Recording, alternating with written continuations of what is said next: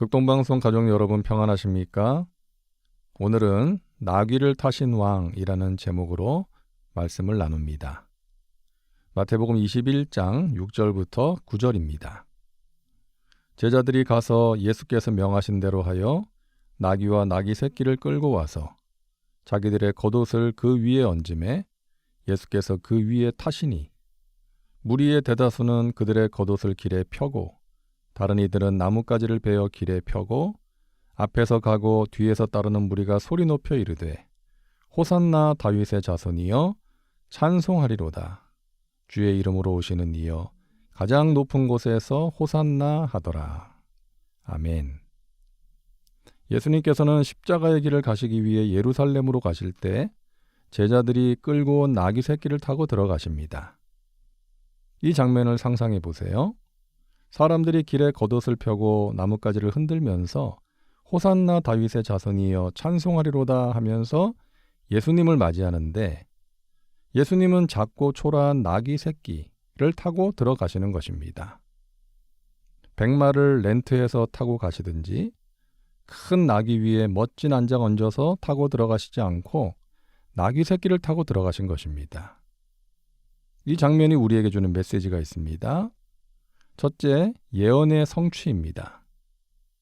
스가랴 9장 9절을 보면 시온에 따라 크게 기뻐할지어다. 예루살렘에 따라 즐거이 부를지어다.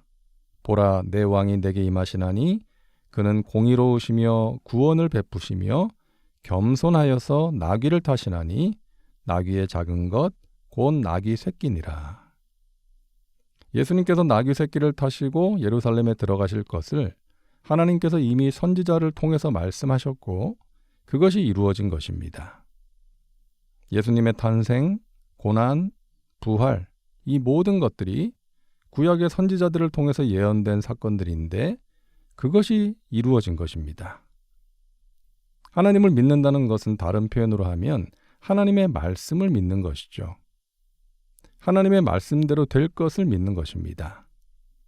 하나님의 말씀은 거짓이 없는 참이야. 하나님 말씀하시면 그대로 돼. 이 믿음이죠. 바울이 로마로 압송될 때 그가 탄 배가 유라굴로라는 광풍을 만나게 됩니다. 뱃사람들이 여러 가지로 노력을 했지만 더 이상 구원의 소망이 보이지 않는 상황이 되었어요. 그때 바울이 말하죠. 여러분이여 안심하십시오. 배는 손상을 입겠지만 우리 중 아무도 죽지 않을 것입니다. 내가 믿는 하나님이 어젯밤에 나에게 그렇게 말씀하셨습니다. 나는 하나님께서 말씀하신 그대로 되리라고 믿습니다. 바울도 풍랑 속에서 죽을 지경이었지만 자신에게 주신 말씀을 붙들었던 것입니다. 나는 하나님께서 나에게 말씀하신 그대로 되리라고 믿습니다. 이것이 믿음입니다. 성경 전체를 한 단어로 굳이 표현을 한다면 약속이라는 단어로 표현할 수 있습니다. 아담과 하와에게 주신 약속, 아브라함과 이삭과 야곱에게 주신 약속, 선지자들을 통해 주신 약속입니다. 그 약속들이 하나도 빠짐없이 이루어졌습니다. 오늘날 우리에게도 약속의 말씀을 주십니다. 내가 세상 끝날까지 너희와 항상 함께 있으리라. 내가 너를 굳세게 하리라. 참으로 너를 도와주리라. 참으로 나의 의로운 오른손으로 너를 붙들리라. 너희가 기도하면 응답하리라. 그 약속의 말씀을 이루시는 하나님을 신뢰하시기 바랍니다. 둘째로 나귀를 타신 예수님을 보면서 알게 되는 것은 예수님의 겸손입니다. 마태복음 21장 5절입니다. 시온 딸에게 이르기를 내 왕이 내게 임하나니 그는 겸손하여 나귀 곧 멍에 매는 짐승의 새끼를 탔도다 하라 하였느니라. 예수님께서 나귀 새끼를 타고 예루살렘에 들어가신 것은 스스로 낮아지신 것입니다. 보란듯이 백마 타고 들어가지 않으시고 황금 마차 타고 들어가지 않으시고 기운 없고 초라한 나귀를 타고 들어가신 것입니다. 예수님의 중요한 성품인 겸손입니다. 하나님의 아들이신 그분이 낮고 천한 인간의 모습으로 이 세상에 오신 것 자체가 최고의 겸손이죠. 신앙의 성숙은 그런 예수님을 닮아가는 것입니다. 너희 안에 이 마음을 품으라. 곧 그리스도 예수의 마음이니 그는 근본 하나님의 본체시나 하나님과 동등됨을 취할 것으로 여기지 아니하시고 오히려 자기를 비워 종의 형체를 가지사 사람들과 같이 되셨고 사람의 모양으로 나타나사 자기를 낮추시고 죽기까지 복종하셨으니 곧 십자가에 죽으심이라. 우리가 품어야 할 마음, 예수님의 마음입니다. 스스로를 높이지 않으시고 종이 되실 만큼 자기를 낮추신 그 마음입니다. 우리는 누군가가 나를 알아주지 않으면 섭섭하고 조금만 자존심을 거드려도 발끈하죠. 그 마음이 우리 안에 계신 성령의 도우심으로 다스려져야 합니다. 교만을 경계해야 합니다. 예수님의 십자가 앞에 무릎 꿇을 때, 예수님의 보혈로 정결하게 씻음 받을 때, 예수님으로 충만할 때 우리는 겸손하게 살아갈 수가 있습니다. 마지막으로 예수님께서 나귀를 타신 것은 고난받는 왕으로 오셨음을 보여주신 것입니다. 예수님께서 나귀를 타시고 예루살렘에 들어가시는데 사람들이 나와서 환영합니다. 겉옷을 벗어서 길에 펴고 나뭇가지를 베어서 길에 펴니다. 이것은 당시에 왕이 행진할 때 백성들이 하던 행동입니다.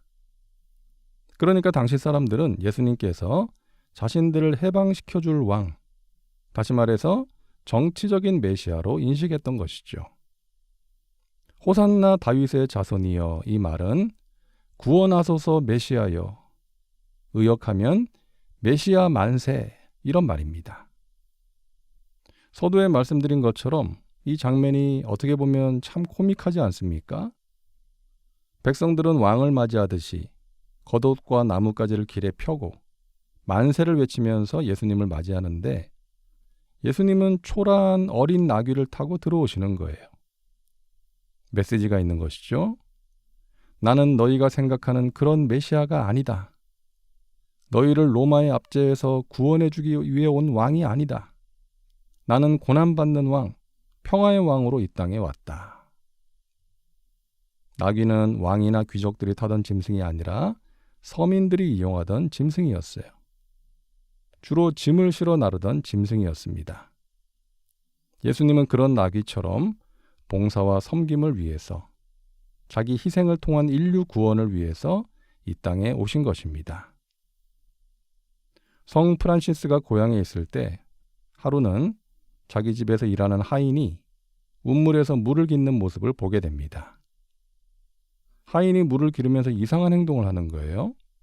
물통 속에다가 나무 토막 하나를 넣고 물을 길어 올리는 것입니다. 왜 그렇게 하는 거냐고 하인에게 물었습니다. 그러자 하인이 대답합니다. 물을 퍼 올릴 때 나무 토막을 물통 안에 넣으면 물이 요동치지 않아서 물이 밖으로 흘러 넘치는 것을 줄일 수가 있습니다. 그렇게 하지 않으면 물이 출렁거려서 많은 물을 흘리게 된다는 것입니다.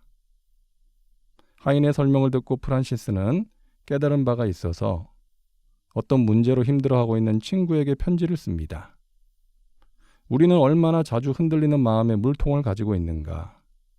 두려움으로 흔들리는 마음, 절망으로 부서지는 마음, 고통으로 요동치는 마음. 이것은 마치 심하게 출렁이는 물통과 같은 것이지. 그러나 거기에 십자가라는 나무를 넣어보게. 십자가의 사랑과 은혜와 능력이 자네의 흔들리는 마음을 잠잠하게 해줄 것이네. 사랑하는 여러분, 예수님은 우리를 위해 십자가의 길을 가셨습니다. 그 십자가가 우리의 생명이고 능력입니다. 십자가의 능력으로, 십자가를 지신 예수님이 주시는 은혜와 평강으로 승리의 삶을 살아가시기를 바랍니다. 우리를 위해 이 땅에 오셔서 십자가의 길을 가신 예수님, 우리가 날마다 십자가의 은혜를 기억하게 하시고 십자가의 능력을 의지하여 승리하게 하여 주시옵소서. 예수님의 이름으로 기도하옵나이다. 아멘.